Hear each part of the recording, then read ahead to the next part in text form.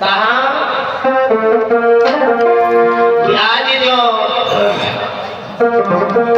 मियां पवन रेखा जो थी उनके गर्भ से जो लड़का बहु हो सो राक्षस गिरी इतनी करल लगो कि जिसमें पढ़ाई लिखाई हुआ करती थी, शिक्षा प्राप्त की और कराई जाती थी, उसमें ठेके खुलवा दिए, मतलब मदिरा का आवाहन करवा दिया है। सुनो, जितने लोग खाने पीने वाले लोग व्यवस्था में लगे जाओ। ठीक है महाराज। हाँ, श्रोताओं कहा कि देखो जब एक बार बोलो हाँ जी तो कहोगे उतनी तुम्हारी सेवा होगी। महाराज कंस की जय। हाँ ठीक है, तुम्हारे जैसे अलग से मंगाएंगे होता है। और ये खुशहाल ले लो, साथ में दान आया है, ये गिफ्ट पैक हुआ तो अभी प्रसाद भेंट हुआ है भैया जी के जन्मोत्सव में, जो कि रामकृष्ण भैया जी के बहन के द्वारा, साथ में रीना बहन की तरफ से ये प्रसाद व गिफ्ट पैक भेंट हुआ है भैया जी के पावन जन्मोत्सव में। भैया आज पृथ्वी जो थी वो परेशान हो गई। हाँ ठीक है, व्यवस्था प्राण है जो अपने हैं मतलब संपर्क वाले उनके प्राण अलग होगा ना। ठीक है, खुश रहो। आज हुआ ऐसा कि कंस जो हतो बाने मदिरा पान कराना शुरू कर दिया। बाबाओं के क्या करता है, जो कथा कहत मिल जाते ऐसा बोला, जे पितर वाले मिल जाए, जे कथा कहत मिल जाए, जो बाबा चिमटा वाले मिल जाए तो सब उनको बुढ़वादों के बाल बनवा के नंबर वाली जो कैदियों वाली टोपी दे दो। और समझ लेना, जितने राम जी के और मालिक के भजन करने वाले, वंदना गाने वाले मिल जाए, सब उठा के जेल में डालो। हाँ, तो जैसे इतना कहो है कंस रे, आज वैसा ही हुआ। तुरंत उठा के जानते हो बाबा लोगों की दशा बिगाड़ गई। भगवान जो थे वो देख रहे कि ओरे कंस तो बड़ा अत्याचारी है, और तब तक पृथ्वी मैया और महाराज धर्म ये दुखी हुई है, और सब नर नारी हटे सब हुए परेशान। अब जानते क्या कह रहे थे, आप सब लोग भी वही कहेंगे, जानते क्या कह रहे थे कि हे प्रभु दीनानाथ मेरी लाज रखो। आई जाओ बिपिन बिहारी कहाँ दे, आई जाओ बिपिन बिहारी कहाँ दे,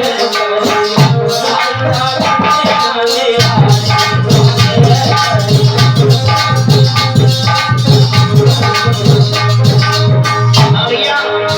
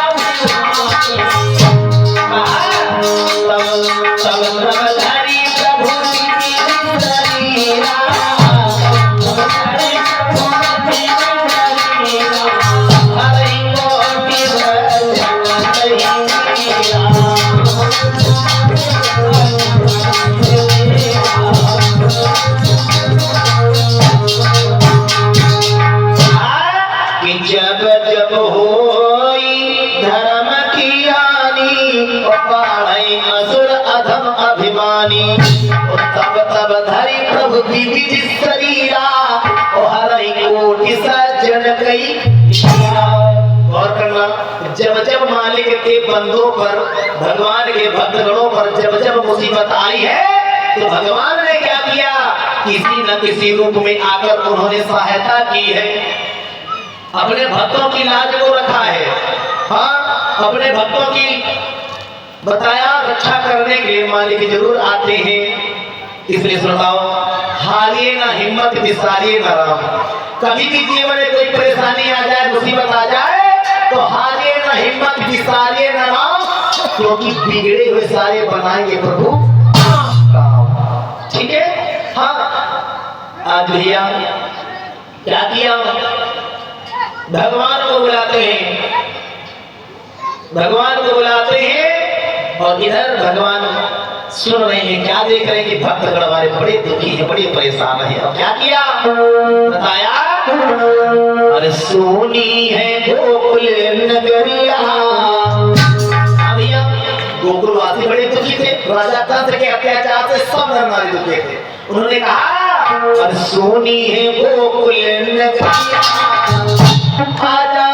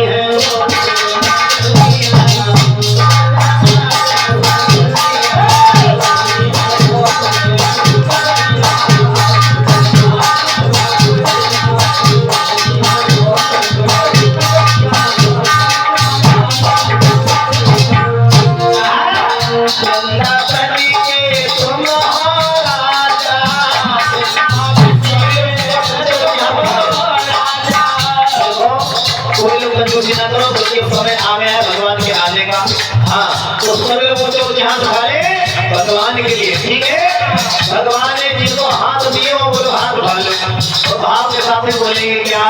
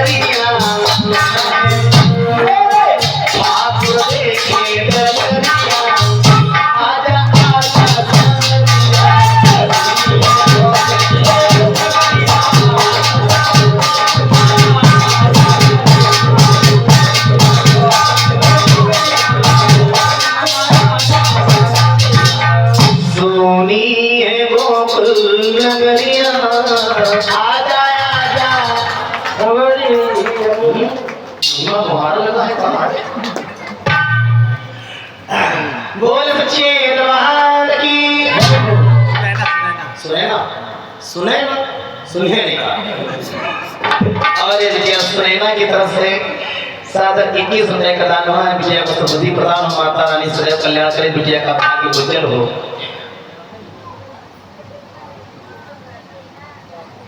प्रिय सज्जनों, आइए गौर करेंगे कि इधर इस प्रकार से सबने बुलाई है भगवान को, और जैसे सबने बुलाओ और आप लोगों ने काहे नहीं बुलाया, किसने बुलाया, हाथ उठाओ पर। चलो मका तुम्हारे दुश्मन कसम है, झूठे बोले होगा। सभी लोग बुलाए भगवान कन्हैया को कि मैंने मोहन को बुलाया है, आता हो आले ऊंचे ऊंचे हाथ बोलेंगे, वो आना हो।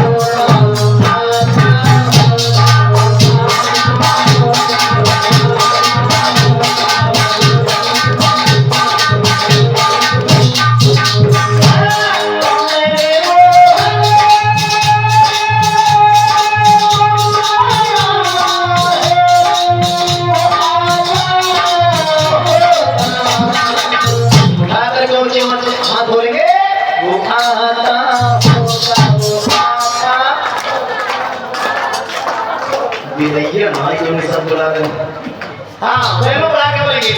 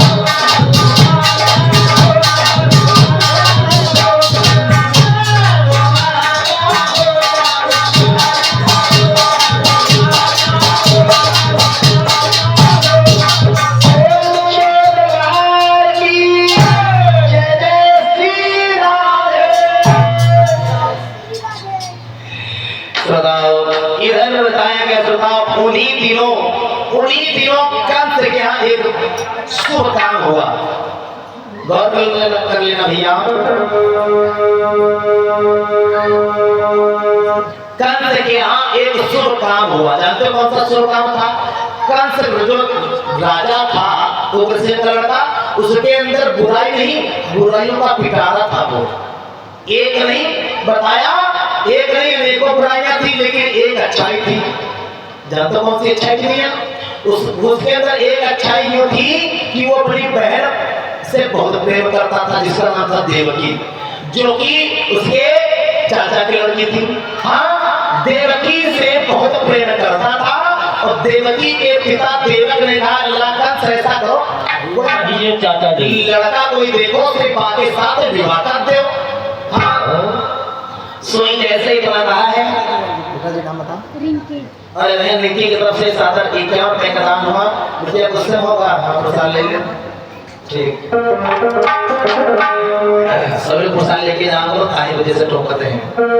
इधर भैया श्री सुखदेव जी कहते राजन गौर कर लेना, आज देवकी का विवाह जो है आज जानते हो बटेश्वर के राजा जो है श्री सूरसेन के पुत्र श्री वसुदेव जी के साथ विवाह संपन्न हुआ। आइए देखते हैं। सलमान इसी गांव से। और ये भैया जी पधारे सलमान जी जिन्होंने 51 मुद्राएं दान किया है। कथा में प्रभु कल्याण करें। आइए भैया गौर करेंगे। कहा कि बहन देवकी की जब हालत देखी सयानी तो देवक ने कह दिया कि कंस बहन का विवाह करो। विवाह करने के लिए एक पत्र तैयार किया जो राजा बताया गया है कि सूरसेन के लड़का बटेश्वर के जो हुए श्री वसुदेव जी उनके लिए पत्र भेज दिया। पत्र में लिख दिया महेंद्र जी की तरफ से 11 रुपए का दान हुआ। साथ में रोही आरोही की रोही खाली रोही और ये रोही की तरफ से 11 बताया भेज नहीं है। विजय की तरफ से विजय का भाग्य उज्जवल हो। मैं कामना करूंगा कि सद्बुद्धि प्रदान हो, माता रानी सदैव रक्षा करे बिटिया की। प्रिय सज्जनों गौर कर लेना, आज जो ग्रंथ ने पत्र लिख दिया उसने लिखा था कि महाराज बटेश्वर के राजा श्री जो वसुदेव जी है, आशा करता हूं तुम प्रसन्न हो गए, खुश हो गए, अपने जीवन में बड़े प्रसन्न हो गए। लेकिन एक आदेश है कि मेरी घर में जो छोटी बहन बची है बाकी के साथ में तुमने विवाह तो कर ही लिया है, तो ये जो छोटी बच्ची है ना देवकी इसके साथ में भी तुमको करना है। अगर तुमने मना किया ना तो तुम्हारे जानते हो तुम्हारे तो खैर नहीं, क्योंकि तुम्हें युद्ध करना होगा। कंस के तलवार में जंग नहीं लगी है। हाँ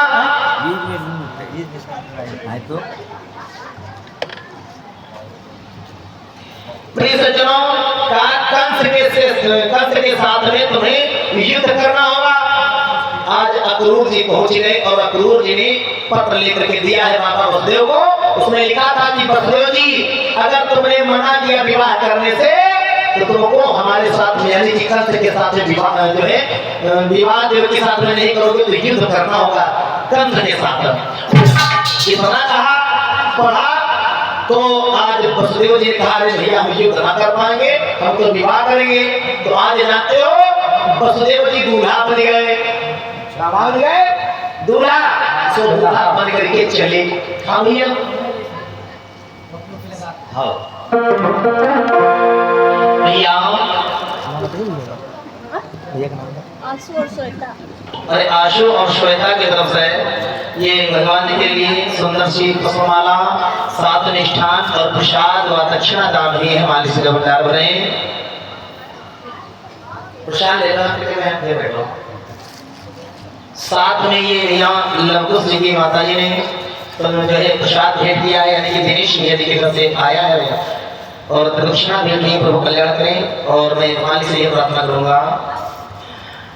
प्रिय सज्जनों, आज दूल्हा बन करके चले, बारात को लेकर के पहुंच गए हैं पावन नगरी मथुरा के बीच में। और इतना ही नहीं, बड़ी सुंदर तरीके से सजाओ है उस मथुरा नगरी को।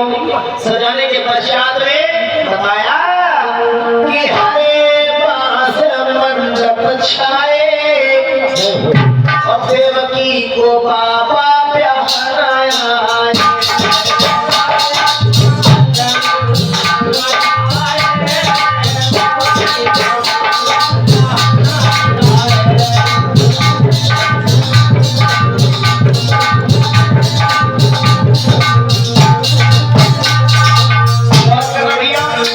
समय को सारा कुछ लेकर हम सुना रहे हैं। हरे बांस मंडप छाए वसुदेव देवकी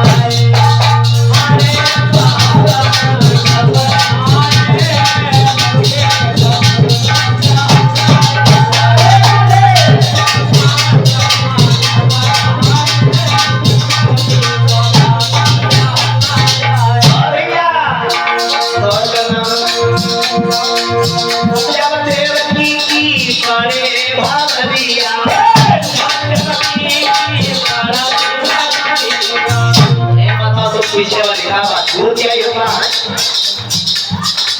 अबे हंसे लगे वो इस बात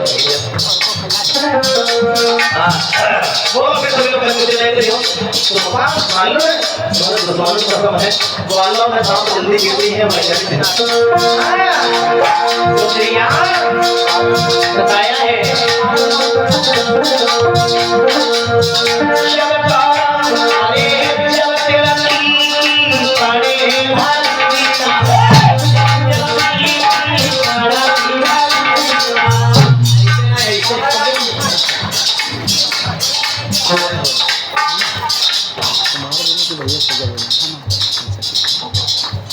और ये माता जी पधारी हैं जो कि आपके बीच में आसन पर देख रहे हैं आप माता जी को, श्री हरिचंद्र मनोहर जी हैं, इनकी माता जी हैं।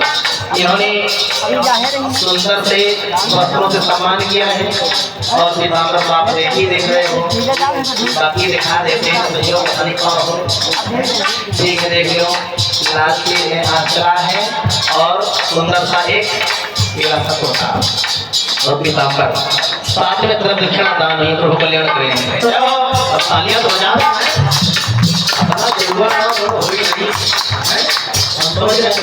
हमारे खुशी मुझे देखी नहीं जा रही चिंता ना करो, काल भाग हो जाएगा।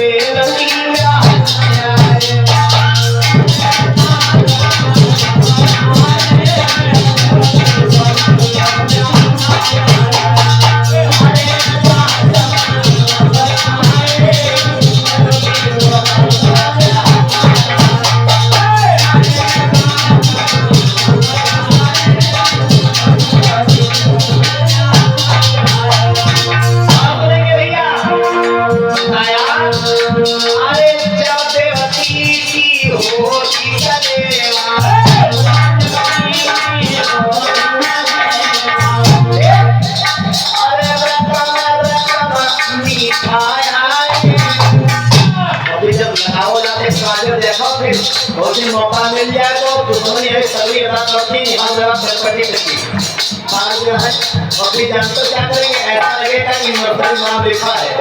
हाँ छोटे बच्चे में जिसे लगा के मोटा मोटा हाँ ये आंगनबाड़ी में भेजती है खिलाड़ी के लिए बहुत ही मौका चाहिए और बीमारी को तेल बना होता पे सब तेल लगा करके करेगा खिलाती भावनी। हाँ अन्य सभी मेहमान खिलाते हैं लेकिन भाभी के ऐसे हरकतें भोजन करते हैं। हाँ चलो भैया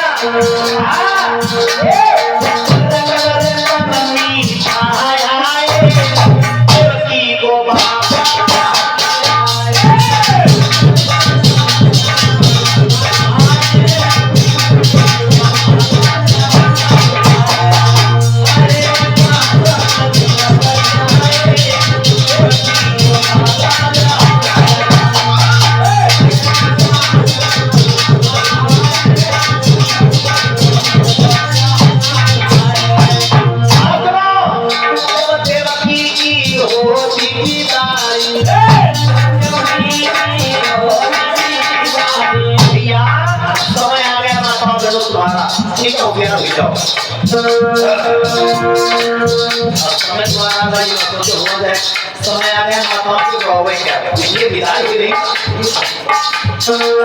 अब माता बहने जो बेचारी है जो बेचारी हुई है ठीक है, ताकि जो नहीं हंस रही है तो गलत है साफ बाकी राल ना गलत बात है। देव की विदाई हो गई तो का चंद्र को आ रहा है हैं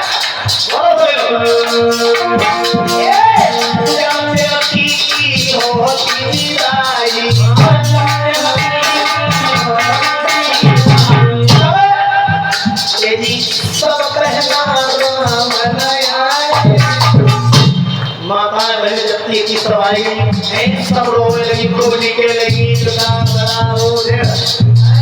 बेचारी पाई मात्रा रोटी है भोजी छोटा बड़ा हो गया हाँ गोफा तुरंत डाले भोजी खिरी का है। हाँ रिया हुआ तो ऐसा बताया जाता है जब विदाई की क्रिया होती है ना और जब लोग रोकती है तो आँखी से कम नाक से हो रोकती है।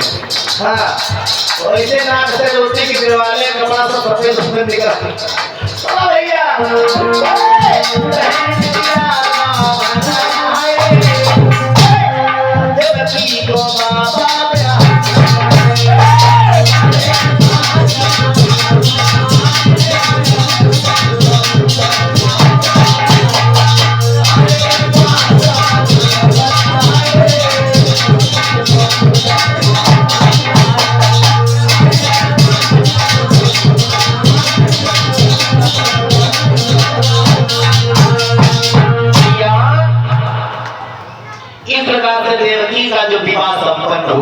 अब विदाई का समय आया तो जो बहन देवकी थी उसको विदा करते कि कंस क्या देख रहा है कि बहन रोई रही है, रोई महीना है, क्या बात है, कहा रोई नहीं जा रही है, रोने की क्या जरूरत है?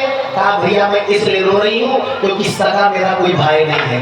देवकी का सगा भाई बहना कोई नहीं था। हाँ, देवकी का सगा भाई कोई नहीं था तो बहन इस वजह से रो रही थी, कह रही थी भैया मेरी बात सुनो। कहा हाँ भैया बहना बताओ क्या बात है? तो कहा बात ऐसी भैया है कि जब बहन की बारात होती, किसी बिटिया की बारात होती है तो लोग जानते हो भटैया बन के आते, चौथ लेने के लिए आते हैं और तुम चौथी लेने के लिए जरूर आना, तो मेरे भटैया बन के जरूर आना। मतलब कहा बात ऐसी है, देवकी की हुई रही विदाई और बहन मेरी हुई गई पराई।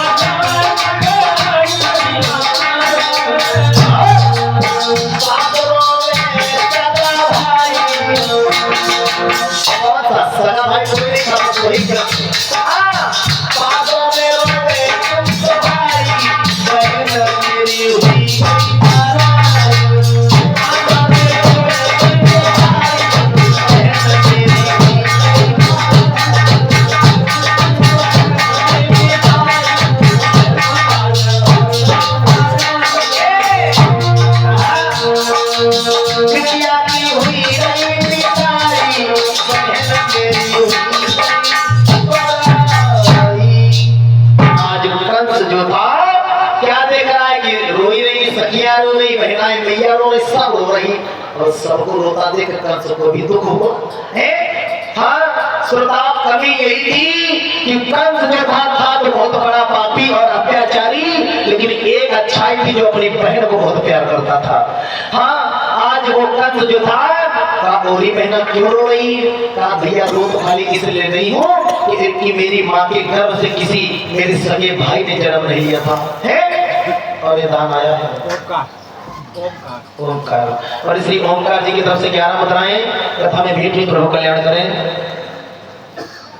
गौर कर लेना, आज बहन देवकी को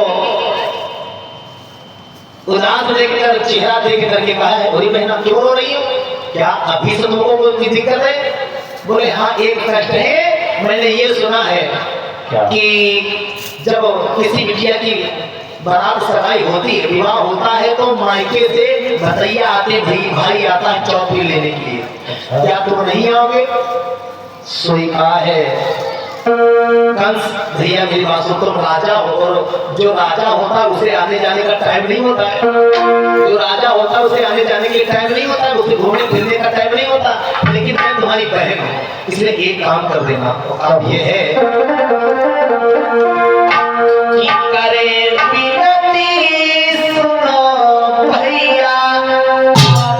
देवकी बोल रही कि ओरे भैया कि करे विनती सुनो भैया, समय पर भाती ले आना।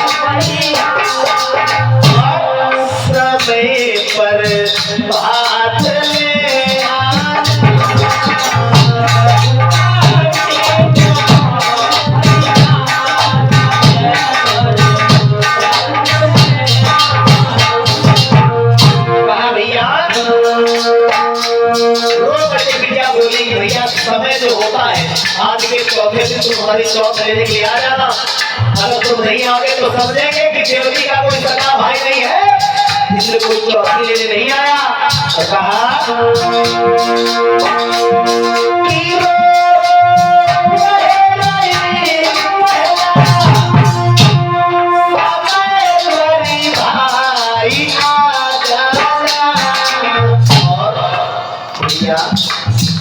तो भैया से पूछी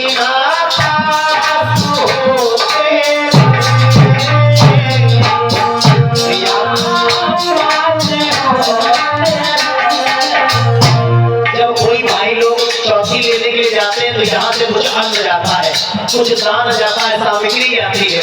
भैया अगर तुम्हारे पास ना हो तुम सुनो मेरी बात भाई, जो पूछी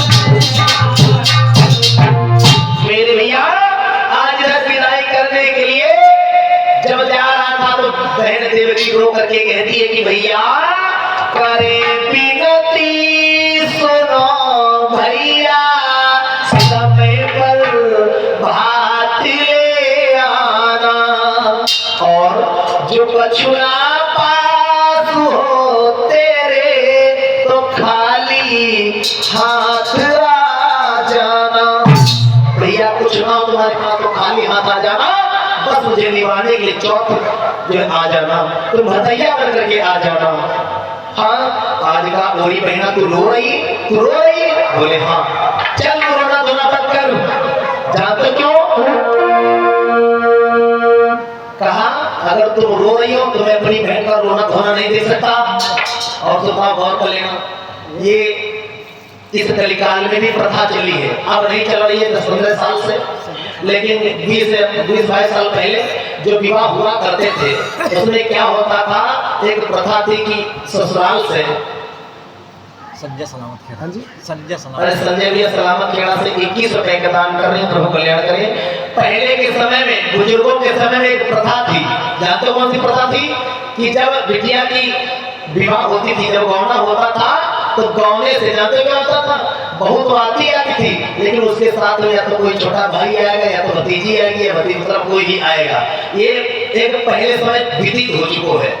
हाँ आप लोगों की उसको नजर में कहो आए हुए, सिर्फ पहले एक ऐसा नियम था कि गौने पे मायके से ससुराल के कोई ना कोई आता था, बहू अकेले नहीं आती थी, तो छोटी बहन आती थी या कोई भतीजा या भतीजी आती थी, साथ में आवत थे, मतलब ये प्रथा थी। तो क्या तो कहने लगो लली रोना धोना बंद कर, तेरा भाई वही इतना कमजोर ना है, तो रो क्यों रही? चल मैं चलता हूँ तुझे छोड़ देगी, कंस चलो है।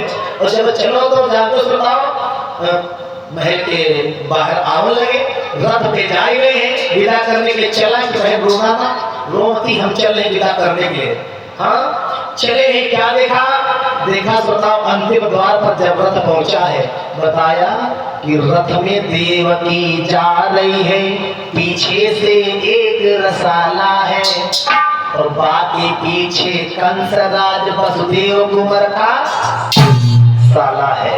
हाँ वसुदेव कुमार के जो साले साहब थे, कंस महाराज सबसे पीछे ही, बाकी बारात सब आगे चल रही है, विदा हो रही है। आज जानते क्या हुआ? नवमंडल से, आकाश से एक आवाज आई है, अरे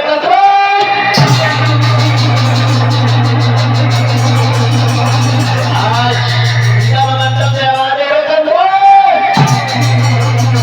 देख रहा है ये कौन है पापी जो मुझे आवाज दे रही है?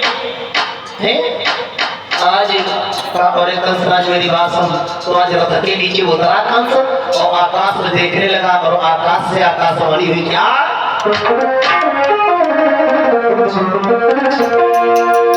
कि जिस बहन देवकी के पीछे इतना आनंद मनाया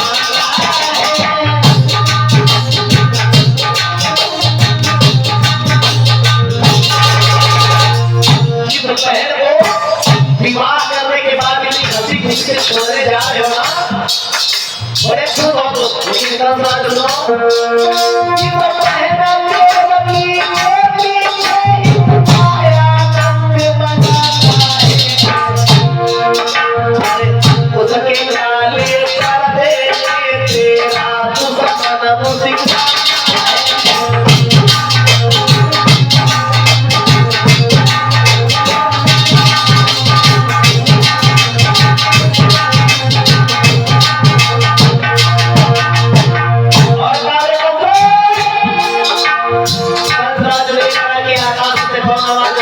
मुझे आकाशवाणी आई है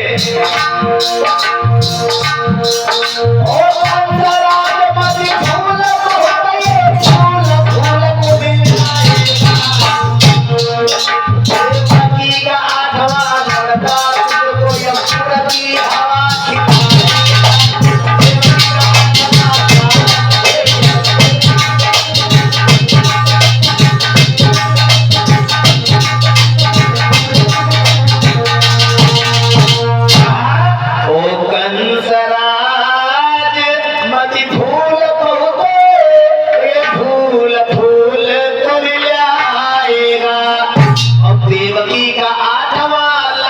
तुझको यमपुर की हवा यमपुर की हवा खिलाएगा ओ कंसराज सुनता है ना और लड़के कंसराज जिस बहन देवकी के चक्कर में वो कितना आनंद मनाता है और इसी के काले पर्दे में और तेरा घात मुस्कुराता है पीछे वालों शांत रहो। और ये भैया और ये महेश भैया जी की तरफ से कि क्या बताएं कथा में आई है प्रभु कल्याण करें कोई लला लला नहीं साथ करा है मुशंबर साथ हो जाए बच्चे लोग शांत रहेंगे। आज देखो कंसराज ने देखा कि मुझे एक चेतावनी मिल रही कि इस बहन का तेरी बहन का लड़का दुश्मन तेरा है तुझे यमपुर की हवा खिलाएगा आठवां लड़का काल होगा।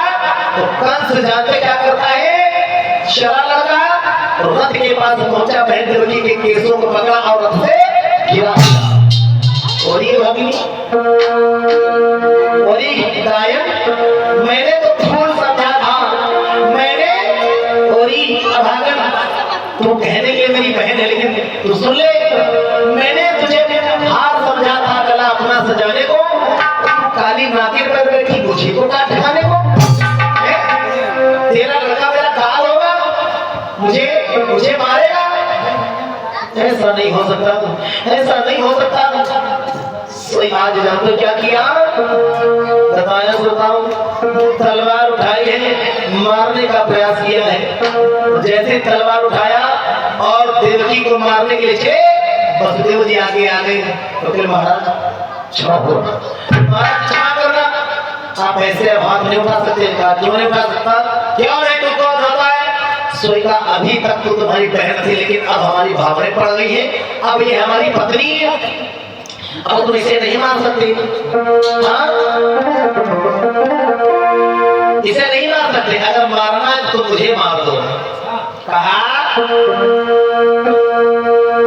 कि तलवार हनो मेरी गर्दन पर और देवकी विधवा जाएगी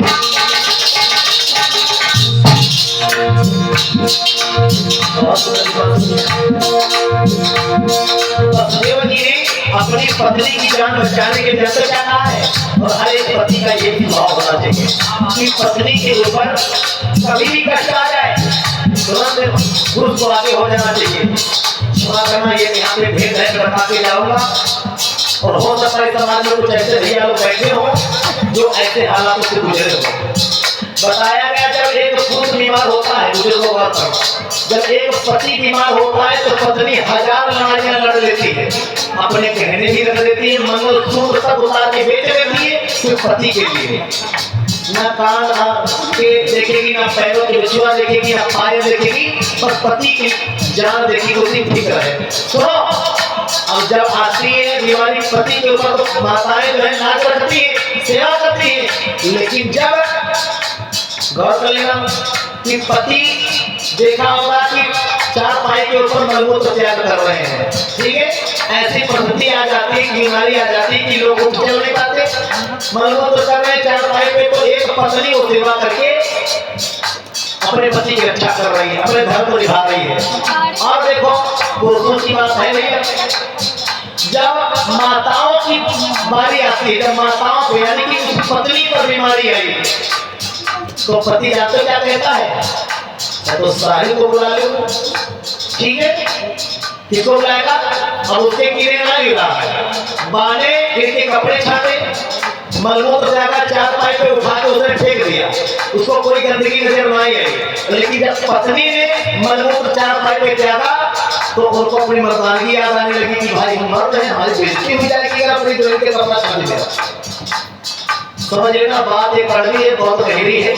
एक पत्नी के कपड़े का पति नहीं धो सकता क्योंकि मर्द है बेचारा, और जब उसके ऊपर गिरान पड़ा है फिर तो वो आपके लिए सर्वजनिक बात है। इसलिए अपने जीवन साथी को कभी भी छोटा मत समझना, ये माताओं को कभी छोटा दर्जा मत देना।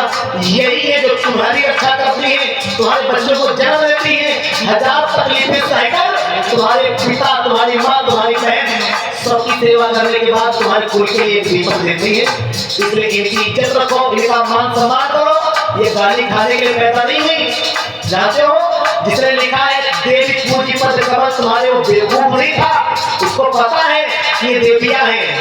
बताया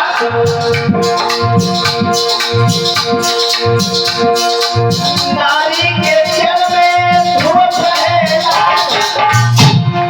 नारी के जल में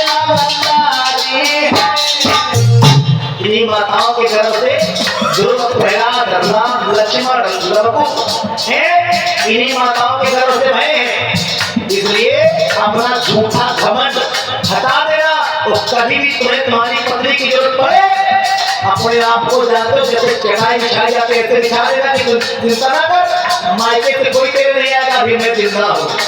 7 फेरों के बंधन ऐसे ही खाली खोपड़ा देखने के लिए नहीं होते हैं, शारीरिक शोषण करने के लिए नहीं होता है, ठीक है।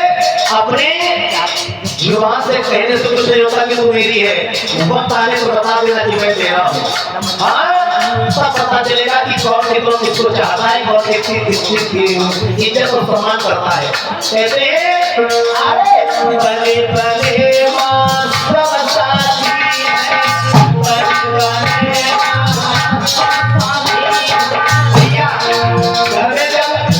बनी होती तो पूरा सब संसार मार देता है, लेकिन बिगड़ेगा भैया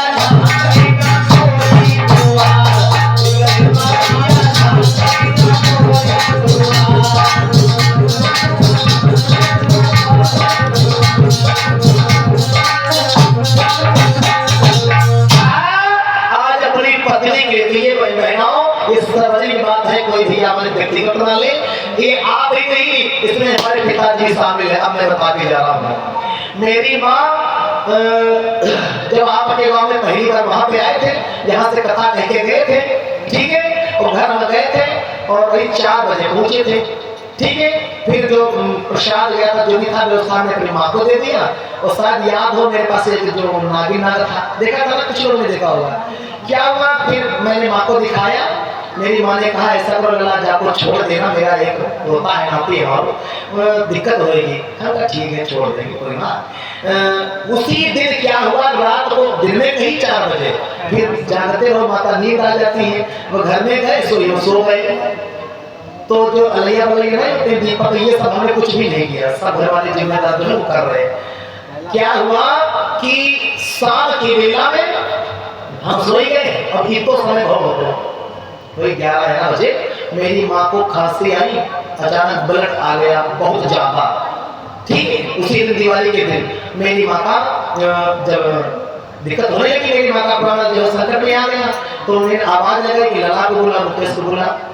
तो अब हम गहरी नींद में थे, सोए रहे, तो मेरी बहन छोटी थी, उसको जगाई रही थी, नहीं जाग पाए। लेकिन कुछ देर बाद जब जगे तो पास में गए तो मेरे पिताजी जान तो बैठे थे, बोला पहले ना भैया। इसलिए मैं जितनी बात कहता हूँ, कोई पुरुष अपने पर ले ले तो सबसे पहले तो मेरे अपने शामिल है। मेरी माँ के मुंह से इतना ब्लड निकल रहा था बल्कियों के हिसाब से, जितना बड़ा तखत है मेरे आंगन में, ऐसे ही सब ब्लड बह रहा था। आई थी, पानी खड़े पीने लगी थी, अचानक ब्लड आ गया था, समझना। तो मेरे पिताजी बीड़ी पी रहे थे बैठे, वो ब्लड में साफ कर रहा था। अब बताओ कैकी मैया बेही रहा है, बाप है आपका नहीं रहा है, लेकिन नहीं। तो ये ऐसे मर्दानगी तो तेरी मर्दानगी पे तेरे पति होने पर, तो ये बात मेरे बाप की नहीं। तो अब जैसे कोई भैया कोई माता है, आप लोग अपने ऊपर ले लेते हो, तो माताओं ये बात आप पर नहीं, इसमें मेरी भी बहन है, आप मेरी बहन हो, मेरी भी माँ है, मेरे भी भाई बंधु, मेरे भी घर में ऐसा हो सकता है। आप क्या मैं दुनिया से अलग हूँ या मुझे भगवान ने स्पेशल भेजा है? नहीं ना, हम आप सभी उस दायरे में घेरे में हैं, ठीक है। इसलिए माताओं या किसी मजहब की बात आती है तो मेरा माताओं हाथ जोड़कर निवेदन है, मैं किसी मजहब वाले को, किसी धर्म को या किसी व्यक्तिगत भैया को स्पेशल ठेस नहीं देता हूँ। तो गौर कर लेना। अब बताओ ये बात जो मैंने बताई, तो एक नहीं ऐसे हजारों बाप हैं जो भैया जब पत्नी के ऊपर आती है कोई कष्ट वाली बात सोचते सारी आ जाए, या तो वो घर का साथ ले, हाँ हमारा मान सम्मान करते हैं। मैं तो इतना कहूँगा, शादी करने का मतलब ये नहीं होता है कि सिर्फ बच्चे पैदा करने के लिए वो आई गई, नहीं। श्रोताओं, जहाँ पर बच्चे, बेटी और बहू घर के मायके के सब साथ छोड़ दे, वहीं पर इकलौता सहारा होता है, वो होता है पति। पति जब तक साथ में रहता है, पत्नी जानते हो हजार लोगों से लड़ सकती है। इसलिए जिनके संबंध मजबूत हैं, जिनके पति हैं, जो जिनकी पत्नियां अपनी पत्नियों को भरपूर प्रेम दो, एक बार अगरबत्ती धूपबत्ती कम करना, लेकिन पत्नी को गाली मत देना, देखना तुम्हारे घर में बरकत आ जाएगी। तो जिनके घर में अपने पति का तस्कार है, दर वो भटक रहे हैं, गौर कर लेना। जो लोग अपनी पत्नी की बेइज्जती करते हैं, ठोकते पीटते हैं, गलत खुद है, दारू खुद पी रहे हैं, गाली पत्नी को दे रहे, उनके घर का सत्यानाश हो रहा है। हाँ, तो कहेंगे जब से आई है गाली तब से ठिकाना जाता नहीं रहा है। तो गौर कर लेना, देवी पूज पद कमल तुम्हारे सुवर्ण हो सब सुखारे। इसलिए मैंने देखो गहरी बात बताई। तो हमारे पिताजी बैठे थे, तो मेरी माँ के मुझसे ब्लड निकल रहा था, मेरी माँ मेरे गोद में थी, मुझे लगा था कि बताओ ये मेरे पिता है। तो सब लोग कहते हैं कि गलत है। तो ऐसे मेरे पिता नहीं, न जाने कितने पुरुष हैं, क्योंकि जितने पुराने लोग हैं ना, तो थोड़ा ज्यादा दिखाते हैं कि भाई मेरा मान सम्मान घटेगा, उनको गोद में ले लेंगे तो दिक्कत होगी। नहीं, जब तुम्हारी पत्नी तुमको उठा सकती है तो तुम भी उठा सकते हो। तो मैंने यहाँ पर उदाहरण दे दिया, तो कोई लोग व्यक्तिगत बात मान ले। और आइए, जो प्रश्न चल रहा था प्रसंग कि वसुदेव जी ने अपने आप को झुका दिया कि गर्दन पे मेरी तलवार हटो, देव की विधवा हो जाएगी, जब प्राण बहन हो जाएगी विधवा, तो उसके गर्भ नहीं ठहरेगा, लाल नहीं होंगे। हाँ, कोई दाम आया है कैलाश कहाँ से? सलामत क्या से श्री कैलाश जी की तरफ से 51 रुपए का दाम हम लोग लेना चाहें। गौर कर लेना भैया। तो आज वसुदेव जी ने अपने आप को सर्वोच्च निछावर कर दिया अपनी पत्नी के लिए, कह दिया ऐसा करो कंठ, ऐसा करो कंठ तो मुझे मार दो। कहा ये जो तलवार ना मेरी गर्दन पे मारो, तलवार हनो मेरी गर्दन पे, और फिर देव की विधवा हो जाएगी, और जब बहन रणापा भोगेगी, फिर लाल न होने संतान न होने पाएगी। जब विधवा स्त्री हो जाएगी तो संतान कहाँ से आएगी? और जब पति को ऊपर मारने चले तो देवकी खड़ी हो गई, भैया खबरदार, अरे उनकी क्या गलती है, लड़का तो हमारे घर से होगा, मेरे पति क्या गलती है? इसे सच्चा रिश्ता कहते हैं, इसको मजबूती कहते हैं। भैया देखो, पत्नी आगे आ गई, भाई आगे, भाई मारोगे नहीं? ना ना ना, नहीं मारोगे तो नहीं मारेंगे, दूर हो जा, कभी तू आ रही कभी वो आ रहा है, दोनों को मैं मारूंगा भी। भैया बताया तो ये गया। देखो आज कंस ने कहते हैं तुम लोग क्या चाहते हो? तो कहा हम ये चाहते हैं कि तुम हमें ना मारो। अगर तुम्हें नहीं मारेंगे तो मेरा दुश्मन आ जाएगा। अगर तुम्हें लड़कों से चिंता है, डर है, तो जानते क्या करना? मैं कसम खाता हूँ, यमुना की सौगंध खा के कहता हूँ, जितने लड़ा होंगे, जितने भी देवती के घर से बच्चे होंगे, सब के सब तुम्हें दे देंगे। मुझे यमुना की कसम है। यमुना मैया की कसम खाई तो कंस ने कह दिया तुम बटेश्वर नहीं जाओगे, हमारी जेल में रहोगे। कहा ठीक है, मैं जेल में रह लूंगा, लेकिन मारना नहीं। आज देखो पति पत्नी के आज आगे आने से, एक दूसरे के लिए समर्पण करने से भैया गौर कर लेना, जानते क्या हुआ? दोनों की जान बच गई। अगर दोनों से आज एक कमजोर पड़ जाता तो एक मारा जाता। हाँ, इसलिए जब तक संबंधित व्यक्ति है अपना, आप बताएगा बताओ सब प्रेम से, हाँ जरूरत से ज्यादा उसका सम्मान करो। हाँ, ताकि तुम्हारे ना रहने पर, जानते हो श्रोताओं को मरने पर मजबूर हो जाए, तुम्हारे ना रहने पर, तुम्हारी मौजूदगी उसको खाने लगे, उसका शरीर हल्का हो जाना चाहिए जब तुमको कोई दिक्कत हो। अच्छा और सच्चा प्रेम किसी को कहा जाता है?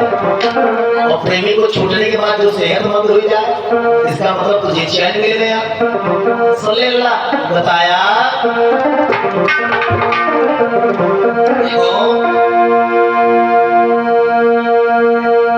श्री सुखदेव जी ने कह दिया कि आज देवकी और वसुदेव जी को जेल में डाल दिया। धीरे धीरे समय व्यतीत हुआ, पहली संतान हुई, और पहली जब संतान हुई तो माँ को ज्ञान नहीं था कि जन्म कैसे देना है। गर्भ में संतान आई गई, वसुदेव जी से कहने लगी महाराज मुझे पीड़ा हो रही है। वसुदेव जी से कहने लगी मुझे जल पिलाओ। प्यास लगी, वहां पर कोई सहायक नहीं था। खाना जो भोजन था वो इतना निर्बल देते थे, कमजोर देते, कम देते थे कि कहीं ज्यादा इनके अंदर तेज ना हो, पावर ना रहे, दम ना रहे। जब कमजोर रहेंगे तो बच्चे जो है कमजोर होंगे। आज क्या किया जानते हो? पहली संतान हुई और पहली संतान उठा करके कंस को जा करके दे दी। हे महाराज ये लो। कंस ने क्या देखा? कंस ने देखा कि वसुदेव बड़े ईमानदार हैं, भाई मेरा भाई बड़ा वफादार निकला। हाँ, कि पहली संतान हुई और वादे के मुताबिक आ गया देने। और जब व्यक्ति वफादारी पे आ जाता है तो लोगों के पाप, लोगों की गलतियां कमजोर पड़ जाती है। भाई वफादारी में दम होती है। कहा अरे कोई बात नहीं, मेरा दुश्मन 8वां है, मैं 7 नहीं मारूंगा। मेरा काल, मेरा दुश्मन 8वां है, मैं 7 को नहीं मारूंगा, 8वां मार दूंगा। पहला लड़का क्या करना मार के वसुदेव जी लेके जाओ। वसुदेव जी को भेज दिया, लड़ा दे दी, जाओ। जान तो क्या कहा कि मेरा दुश्मन जो है 8वां है, 7 मेरे दुश्मन नहीं है। बुद्धि उसकी देखो धार्मिक हो गई। हाँ, लेकिन ये बात नारद जी से देखे बनाई गई। नारद जी को अच्छा नहीं लगा। नारद बाबा सोचने लगे ये शनिचर अगर सुधर जाए तो भगवान कन्हैया का वही है, भगवान कैसे आएंगे? तो तुरंत हाथ में बीड़ा उठाई, जानते क्या किया?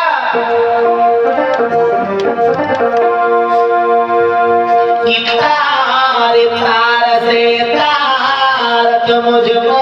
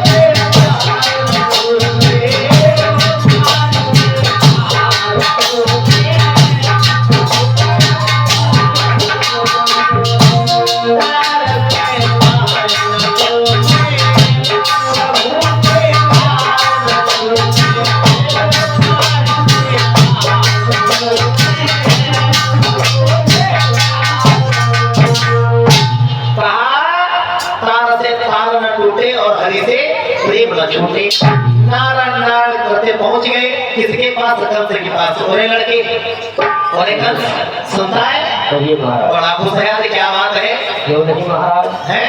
क्योंकि मेरी बहन का प्रथम पुत्र ने जन्म लिया। मतलब मेरी बहन के हाँ, तुम्हारी बहन से एक लड़के का जन्म हुआ जी और महाराज। तुमने कहा करो महाराज मैंने वापस कर दिया। अरे और ये लड़के कहिए अब महाराज। हम समझ गए, अब हम समझ गए, तुम बहुत ज्ञानी थे ना। जी महाराज। अरे समझ गई बात। कहिए। ओ कंस राज दुश्मन को छोड़ी बैठाया आनंद मनाता है, और सच है जब चतुर चूकता है तब तीन ठोकरें लगातार मिलती हैं। होशियार व्यक्ति ठीक है इतनी जल्दी तो ठोकर खाएगा नहीं, लेकिन जब उसे उसके साथ में गलत होने लगेगा ना तो उसे संभलने का मौका नहीं मिलेगा। जब होशियार व्यक्ति गिरता है, हाँ होशियार व्यक्ति इतनी जल्दी गिरेगा नहीं, जब गिरेगा तो लगातार धड़ाधड़ उसके तीन ठोकर। ये बात तीन लगे। हाँ कहा महाराज सुनो, जब कंस को समझाओ आप उनकी हमारी समझ में नहीं गई, मतलब समझ में नहीं बोले। हाँ बात समझ में जासे नहीं आई तो कहना क्या चाहते हो? बाला ये फूल है ना, हाँ महाराज। अब ये फूल में पंखुड़ी है, सुनो 1 2 3 4 5 6 7 और ये कितनी हो गई? 8। अब 8 में ये हमें घुमा दी, और ये घुमा दी क्या मैं ये बताओ इसमें पहली कौन है और आखिरी कौन है? कुछ समझ में आ रहा है कि ऐसे राजी चला रहे खाली हैं? राजा का मतलब होशियार व्यक्ति होना चाहिए, तुमको मौजूद हो। सुनो मेरी बात, जानते क्या कहा? कहिए महाराज। नारद बाबा ने ज्ञान दे दिया उसे, और जानते ज्ञान क्यों दिया था? हैं? सुनो, क्योंकि वो चाहते थे इसका पाप जब बढ़ेगा तभी भगवान आएंगे, ऐसे तो आएंगे नहीं। सुनो क्या किया लल्ला एक अंश, सुनो मेरी बात, ये पुष्प की गिनती में बता रहा हूँ कि 1 2 3 4 5 6 7 8वां हुआ तो क्या करूं?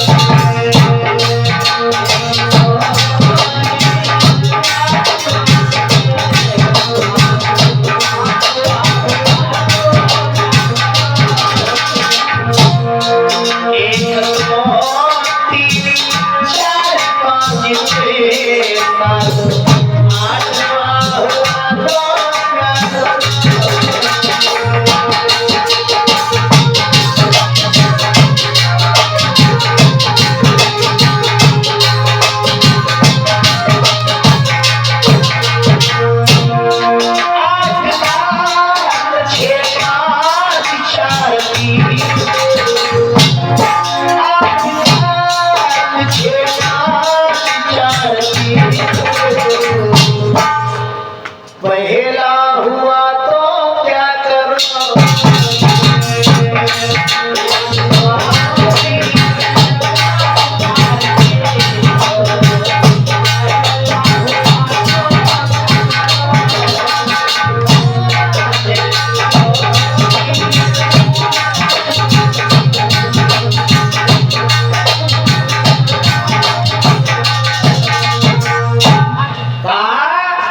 कि 8 में से सबसे पहला हो गया तो तुम कैसे पहचानोगे कि वो पहला है वो 8वां है?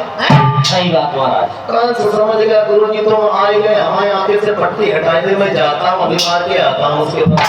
सुने कंस भागो और जा करके देवती के हाथों से लड़का छीन लिया, और जैसे छीनो से उठा के पृथ्वी से पटक दिया, एक नहीं 6 लड़कों को मार दिया।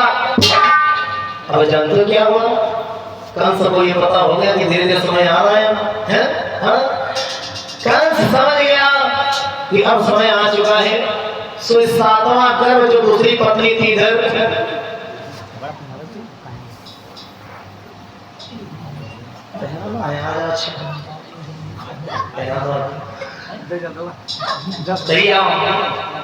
श्री सुखदेव जी कहते हैं कि हे राजा परीक्षा दो, इधर ही आओ, आ जाओ, पहना दो, दे रहा हूं।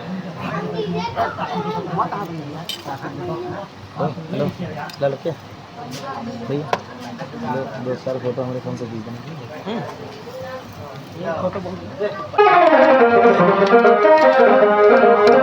गोविंद भगवान के। आज जो वसुदेव जी थे, देखते देखते रह गए और एक नहीं बल्कि 6 बच्चों को कंस ने मार दिया। बोल सच्चे दरबार की जय हो। सब जयकार लगा भाई। बोले परीक्षित महाराज की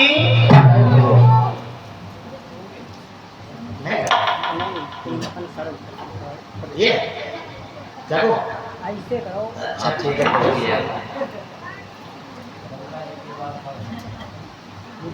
ठीक है वीडियो का नाम हो सकता है। बोल सद्गुरु भगवान की आज मैया देवकी देखते देखते रह गई, एक नहीं बल्कि उनके 6 बच्चों को मार दिया और देवकी जो थी बड़ी दुखी है। 7वां गर्भ जो उठा करके बाबा जो नंद की दूसरी पत्नी रोहिणी थी उनके गर्भ में डाल दिया और इधर बताया गया कि वो आवाज फैल गई कि गर्भ जो था वो खंडित हो गया है। इतना ही नहीं गर्भ जो है वो खंडित हो गया है और इधर अब 8वें गर्भ की बारी है। काहे की बारी है? भगवान कन्हैया की आने की बारी है। तो सभी लोग होशियार हो जाओ। हाँ कहा 8वें गर्भ की बारी है, कब तक यहाँ तैयारी है? 8वें गर्भ की बारी है, कंस के यहाँ तैयारी है।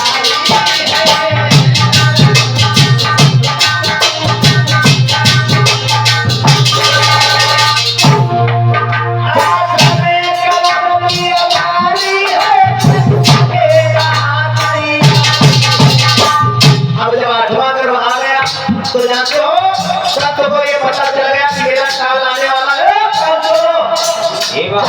तो पहरेदार 4 कर दो, 4 के लिए 8 लगा दो और मेरा दुश्मन जिंदा में नहीं रहना चाहिए।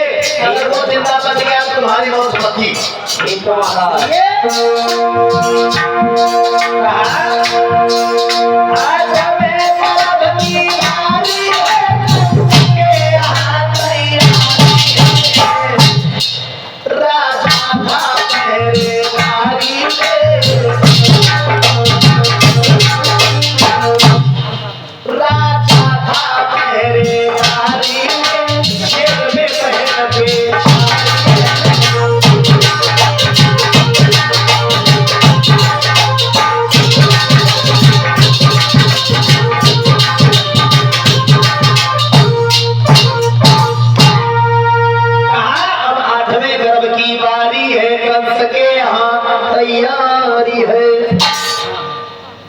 कंस के यहाँ तैयारी है। श्रोताओं पहरेदार सख्त लगाए थे जो है घर काहे करवाए